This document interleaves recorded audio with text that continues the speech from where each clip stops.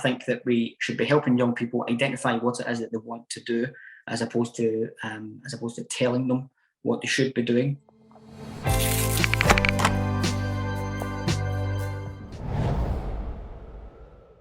So my name is James Dundas, and I'm the Acting Scotland Hub Leader at the EY Foundation. The EY Foundation is an independent charity that supports disadvantaged young people. I'm here today to answer questions on employability for young people.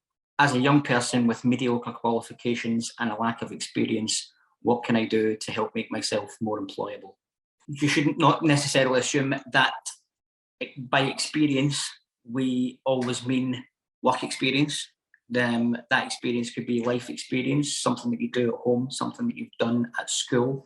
I always think a good example is of somebody who maybe applies for a job in care, has previously got no experience in care, but who has cared for a family member at home. That would be something that you would mention in your CV that is relevant to the job. So think about the bigger picture, think about all of your experience, all of your skill set, and communicate effectively and strongly with people on a day-to-day basis, and working with people and not against people, and being a healthy member of the team and an effective member of the team.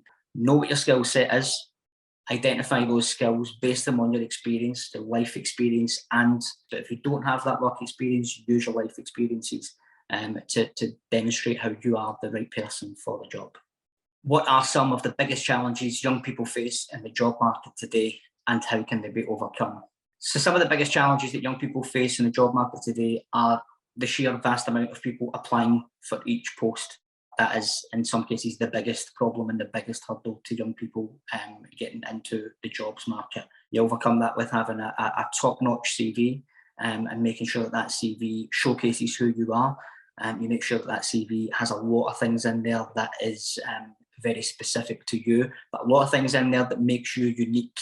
And therefore, you're looking for your CV to be a bit different from everybody else who applies, and make your CV kind of sparkle, almost stand out from the crowd. So that's definitely the way of overcoming the amount of people applying for each job. I think another big challenge that young people face in the current labour market as they start to enter that labour market is the amount of jargon that they come up against on job application websites. You know, they're going to hear these loads of different terms getting thrown at them for the very first time that they've never heard, that they maybe don't even understand. You know, full-time, part-time, 0 hours, permanent, temporary, fixed term, salary, minimum wage, living wage, national living wage, you know, real living wage, benefits, pensions, all terms that a 16, 17, 18-year-old have never heard in their life before. And I think that you overcome that by essentially doing a wee bit of research in advance and finding out exactly what those mean. What drives your passion to work with young people? Almost stumbled into this line of work just under 14 years ago, and from day one decided that this was going to be what I want to do for a long time to come. So my passion is very much about supporting young people, helping them realise their potential, helping them identify that they deserve the chance to do something with themselves, and they deserve the chance to be somebody, and they deserve the chance to develop a healthy future. Is it easier or harder to get employed as a young person nowadays? I grew up in the 1980s and the 1990s, and grew up with stories from my parents of how you could leave school on the Friday and start a job on the Monday.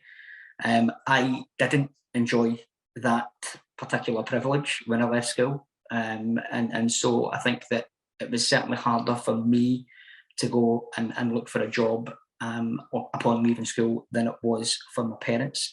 To me today, it feels like it's much harder for a young person today to apply for that job than it was for me 20 years ago, 25 years ago when I joined the labour market. So to me, it feels harder.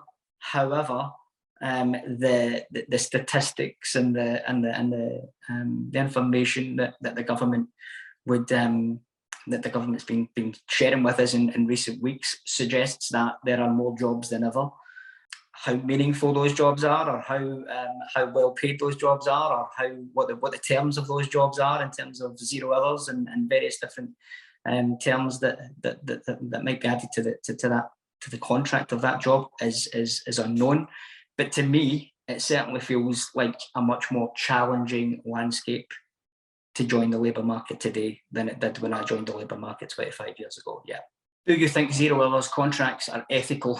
Do they not only encourage a society where workers are disposable and underpaid? I think that there is a place for zero hours contracts, a very limited place, but generally speaking, I think that they are unethical, and I think that they do encourage employers to be underpaying staff, to be avoiding many benefits that come with full-time contracts, such as holiday pay and statutory sick pay and things like that as well. So I think that they are unethical. I think that they need to be used in a small, or only in small and in very exceptional circumstances. And incidentally, I think that those circumstances should be I think they should be used at the discretion of the employee rather than the employer. Is the EY Foundation's existence an indication of a failure somewhere in society? And is it desirable to have a society where the EY Foundation does not need to exist? So I think in a perfect world, we wouldn't have the charity sector stepping in to support people into employment and into positive pathways to progress their working life. To that end, yeah, it would be desirable. Of course, it would be desirable to have a situation where everybody was getting paid a handsome wage, and that everybody living standards were, incredibly high, and that everybody was living a really nice life.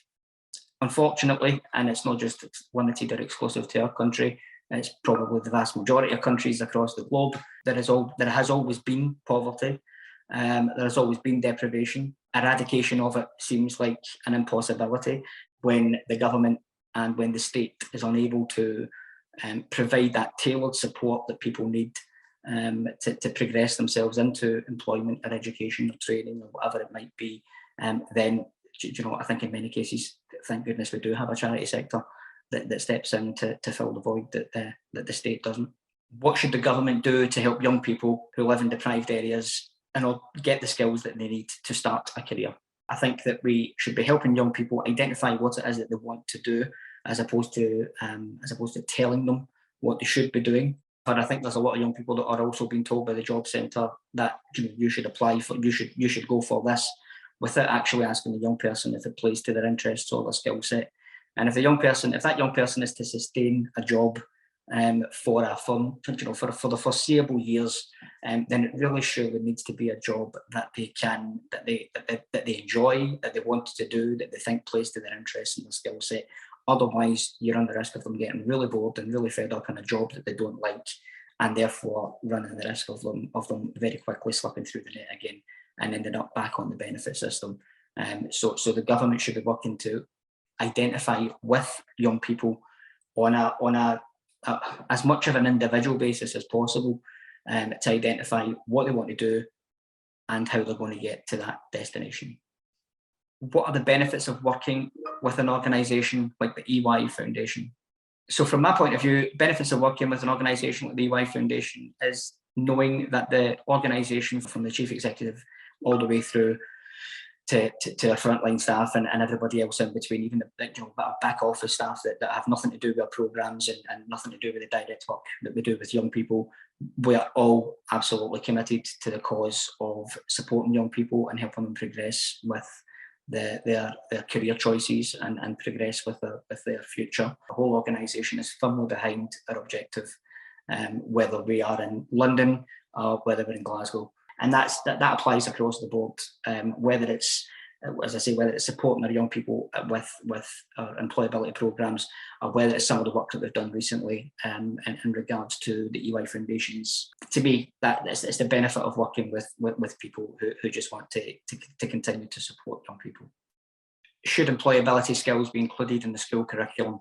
It's absolutely crucial, and it's absolutely vital. Not all young people are academically inclined. Not all young people will want to get qualifications from school, go to college and then on to university and become a doctor or a consultant or a surgeon or a lawyer. Or some young people have much more straight to the point ambitions in terms of whether it's an apprenticeship or whether it's just getting into retail or whether it's getting into whatever sector that it is that they think that plays to their skill set.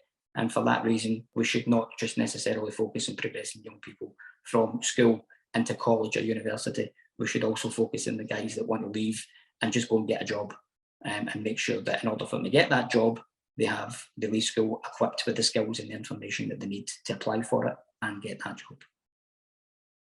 So thanks everybody for your questions. It's been great being here. I hope that I have helped alleviate some of your concerns about joining the labour market in the weeks and months ahead. You can find out more about the EY Foundation on our website at eyfoundation.ey.com. You can follow us on Twitter at EY Foundation, and you can also follow us on LinkedIn. Just search for EY Foundation.